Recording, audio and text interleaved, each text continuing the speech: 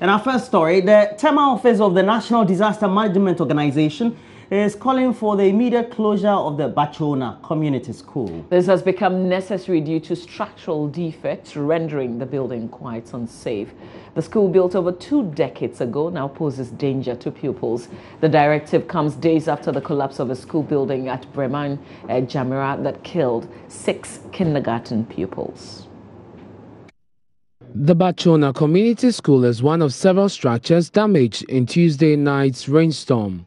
Tema Metro Coordinator for NADMO, Hajia Zinabu Abdullahi, recommended that the school should immediately suspend operations because their buildings pose a grave danger to pupils.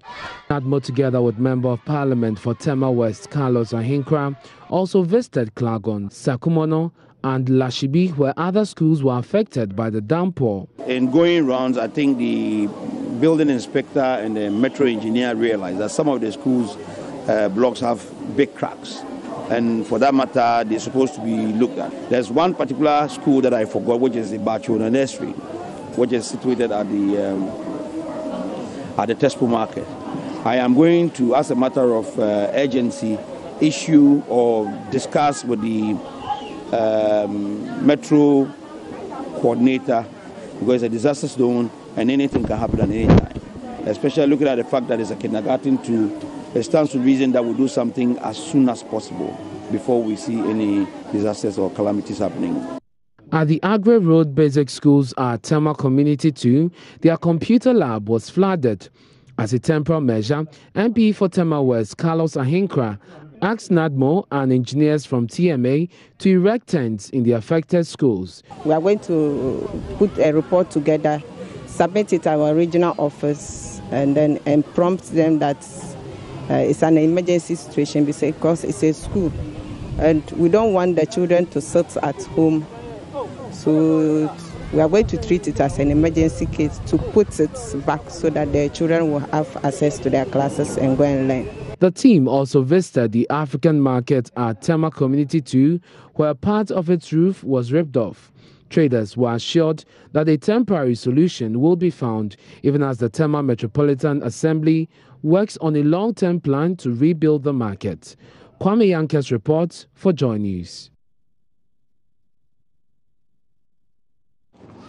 The Vice President, Dr. Mahamudu Bawumia, has given us strong indications that government will be implementing aspects of the amended Companies Code, which makes publicly available ownership of companies and its profits. The amendment of the Act to include beneficial ownership marks a significant victory for anti-corruption campaigners who have for years now campaigned. It is crucial in helping to unveil the shady characters who often hide behind corporate identities to engage in corrupt dealings. Dr. Bawumia, speaking at a workshop organized by Transparency International, revealed government's plans to provide resources for implementation to help in the fight. Joseph Akoble has a lot more. The workshop, organized on a theme supporting new beneficial ownership transparency champions, sought to increase understanding of why beneficial ownership is key. It was also to offer participants an opportunity to learn from the experience of other countries. Executive Director of the Ghana Integrity Initiative, the local chapter of Transparency International, urged government to enforce laws against those who go contrary. There are several things that the new government has promised. Talk about the procurement law and ensuring that we move away from this single sourcing all the time, and making sure also that we implement the recommendations of the Public Accounts Committee. You know how we have not been effective in that area. So when it comes to Ghana, I can assure you we have beautiful legislations, but our major problem has been with implementation of them. As to what we can do to minimize corruption in Ghana, we want to suggest, from the Ghana Integrity Initiative's point of view, it's a sanction, sanction, sanction. The holidays are over. Any government that is serious and committed to the fight against corruption, which your government has promised, would take enforcement of law seriously and sanction of perpetrators seriously. Delivering a keynote address, Vice President Dr. Mahmoud Bawumia reiterated government's commitment to set up an Office of Special Prosecutor to help in the fight against corruption. Corruption is very central to the world's problems, and beneficial ownership is one of the surest ways to deal with this canker. It decapitates public trust in government and may deepen economic and political woes. President Nana Addo Dankwa Akufo-Addo has reiterated his commitment to fighting corruption. Hence, the timing of this meeting is important. Our government has already made clear that we will be passing the Right to Information Act. We will make sure that a special prosecutor's office is set up to prosecute corruption, and we will amend the criminal code to move corruption from a misdemeanor to a felony. These are just some of the actions we intend to implement this year. Dr. Bawumia cited the Panama Papers episode to indicate why government is keen on implementing the beneficial ownership regime. It will require persons who seek to register companies to name all those with interest in the entity. Though passed last year, it is yet to be implemented. Mr. Chairman, I wish to also reiterate full commitment of our government to provide the needed resources with the support of our development partners to ensure the full implementation of those commitments, which include beneficial ownership, contract transparency, transparency in commodity markets, preventing the facilitation of corruption, transparency in the procurement process, just to mention a few. The workshop continues on Friday. The National House of Chiefs has apologized to Ghanaians for several instances when some of its members openly took sides with political parties in the run-up to the elections in 2016. The president of the House, Togbi Afada XIV, bemoaned the extent to which such conduct tainted the image of the chieftaincy institution. He was addressing the chiefs' first meeting of the year in Kumasi. Kwesi Deborah has more.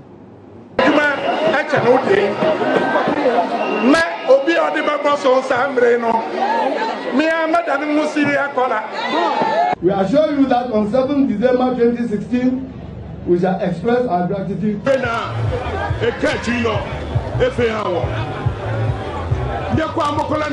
A number of chiefs made several political outbursts in the heat of the 2016 elections.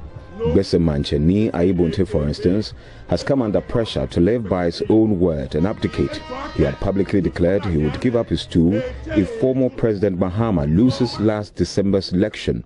Togbe Afede, who is also a Bogomefia of the Asogli traditional area, believes such chiefs went beyond bounds.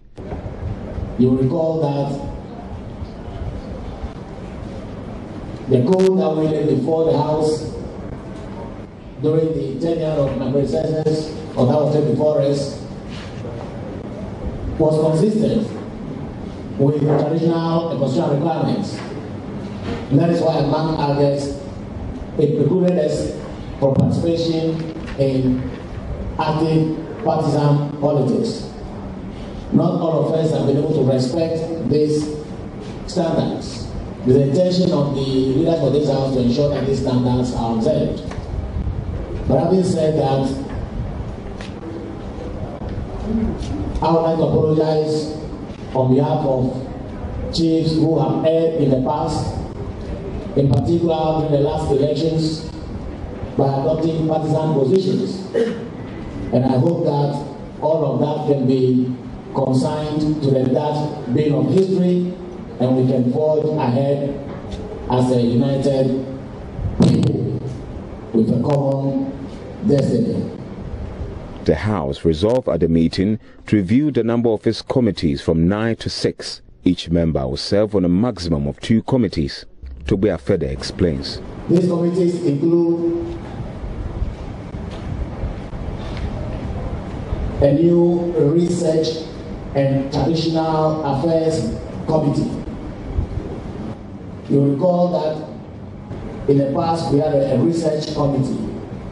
We have expanded it to include other matters of a traditional nature. So we have a research and traditional affairs committee. We also have land, natural resources, and environment committee. Amalgamation of 3 committees that we previously had. We're guided by the principle that the fewer committees we have to work with, the more efficient we can be. We used to have 9 such committees, which we have reduced to 6. The first, as I said, is the Research and International Affairs Committee. Then we have the Land, Natural Resources and Environment Committee. The third committee we have is the Finance and Infrastructure Committee. We also have the External Relations Committee. And then we have the Legal Affairs Committee. And finally, the Governance and Development Committee. Meanwhile, the chief of Asin Kushia in the Central Region, Ahunabo Brimpra Ajinsem VI, was inducted into the House. Reporting for Joy News, Kwesi Debra. Well, this one gets interesting. Some 2 months after offering their services in the December general elections, the volunteers for the Electoral Commission are now being paid their allowances all across the country. Though excited to finally get paid for their work, some of the volunteers in Kumasi would not agree that deductions are made from it as a show of appreciation to the EC officials disbursing the amounts. Love FM's Erastus Asari Donko report. It took the swift intervention of the regional directorates of the commission to avert a possible clash between the volunteers and the officials. At the Oforikrom Center, long queues of angry people yelled at the pay officers as they heckled each other in an attempt to receive their money. EC officials counted cash to pay over 800 people. Each volunteer was expected to receive between 300 and 400 Ghana cedis, depending on their work schedule at the polls.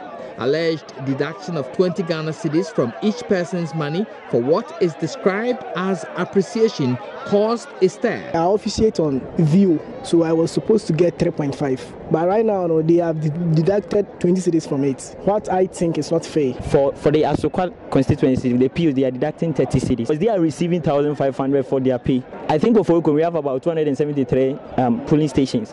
And if you calculate the amount that they are taking out from our money, is almost getting to 300 million. And it's not fair. When I asked, what they said was it was a form of appreciation. They deduct 20 cedis, whether you like it or yes. They told me to give them back 20 cedis. When they came to the room, they said it is a tradition. I posed as an aggrieved beneficiary and demanded to know why they've deducted 20 cedis from my stipend. Without question or hesitation, 2 officials conferred with each other, after which one handed a 20 Ghana cedi note to me, supposedly as refund. After presenting the evidence to one of the supervisors, he offered this explanation. It's a system whereby on table they will give you your money. What we know that these people, when they are taking them, they talk to them that when your allowance comes, at least you should give us something. But it's not fixed and it's not it's optional. And this returning officer shouldn't have entertained that. Word soon got to the EC director, Srebo Kweku, who intervened by ordering the unlawful deduction to be stopped. Reporting for Joy News, Erastus Asare Donko.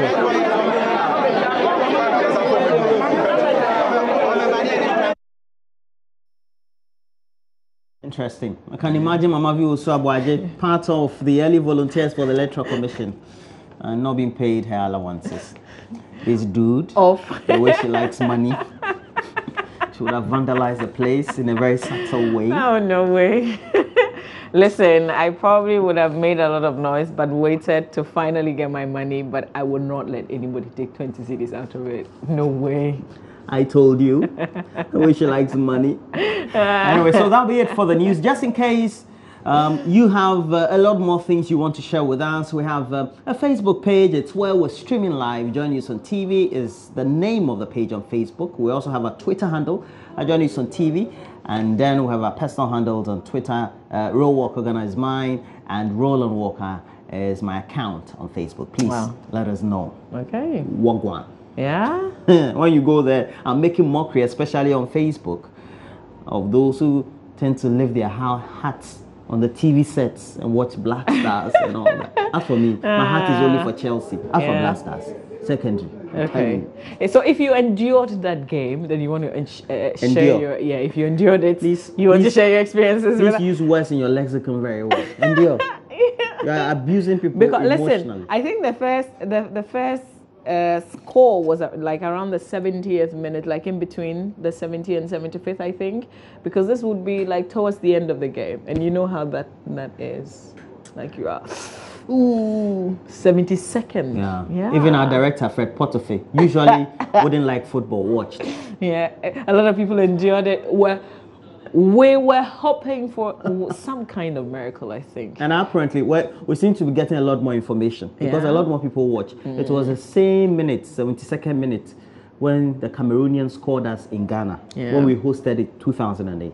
I've talked about. It's the same age as. Anyway. Okay, so there's a lot of maths coming out of this game, but listen. I have talked about us getting a prophet, and I think we seriously need one, even with the Black Stars. Why can't we cross this bridge? Why can't we cross this bridge and bring some couple? Don't bring any. Stay with us. We've got the newspapers, and we also visit a few of the online portals. I'm sure we'll be repleted with Black Star stories. Yeah. Oh, I didn't watch. So if you also didn't watch, just like me, we'll relive those moments, sadly, here on the show. So stay with us. We'll be right back.